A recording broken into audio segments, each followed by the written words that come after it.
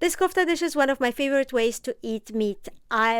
As usual, I take traditional recipes and I make it healthier and more simple for the modern busy moms. We're gonna need 2 pounds of extra lean ground beef, third cup of breadcrumbs, I'm using whole wheat or keto, 1 yellow onion, 2 cups of flat leaf parsley, 3 cloves of garlic, and for spices, we're gonna need 1.5 teaspoon of Ras Al Hanout or meat spices. If you're not sure what this is, I'm gonna have details about it in the description below.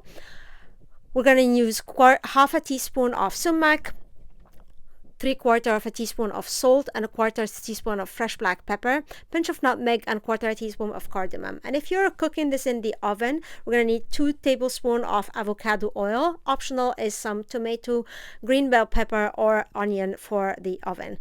I'm going to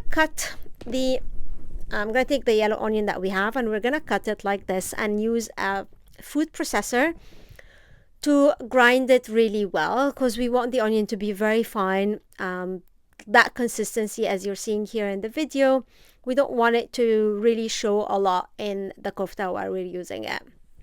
So I'm gonna use my food processor on the grinding, and then I'm gonna squeeze the onion to take away the extra water, and I'm gonna place it in my mixing bowl. Then we're gonna add the parsley, and I'm using the leaves and the stems. You just chop them really finely. You can also use the food processor to chop the parsley. You can add it to the onion if you want, if you're not squeezing the water. And then we're gonna start adding our spices. So all the spices together, and we're gonna mix them really well, and add the garlic, add the salt and pepper, and the salt and pepper is more or less to taste. I start with half a teaspoon or 3/4 a teaspoon, but you really depends on how salty you like your meat. Add in the garlic, and then I'm gonna mix all these ingredients together really well before adding the meat. Once I've mixed them, either with a spatula or even with your hand, I'm going to add my meat. And again, mix it and make sure that everything integrates together really well. And then add the breadcrumbs, and again, mix them together to integrate.